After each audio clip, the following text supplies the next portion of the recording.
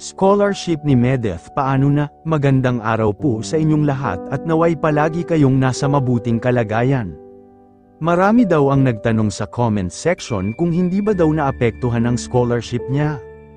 Sagot nga ni Medeth na nakasalalay daw ang scholarship niya sa influence niya. As long as andyan daw po ang mga supporters niya sa likod niya.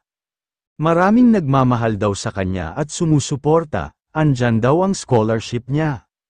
Kasi yan daw ang trabaho niya sa NCF, siya daw po ang nagpo-promote sa kanila.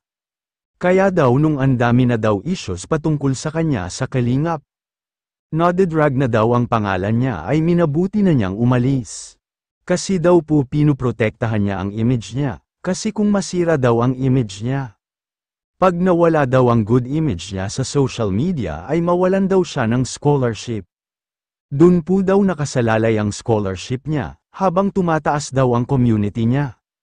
Dama-dami at lumalawak ang influence niya, mas 100% daw po ang scholarship niya ay hindi mawawala. Dagdag pa niya habang lumalawak daw ang community niya.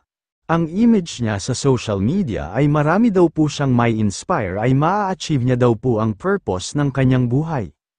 Feeling niya daw talaga ang purpose ng buhay niya ay to-inspire.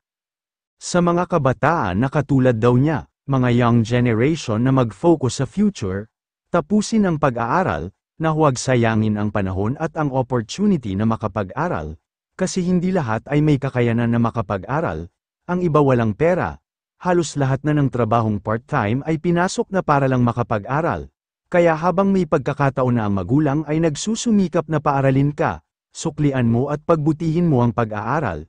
Hanggang sa muli po, maraming salamat po sa inyong lahat.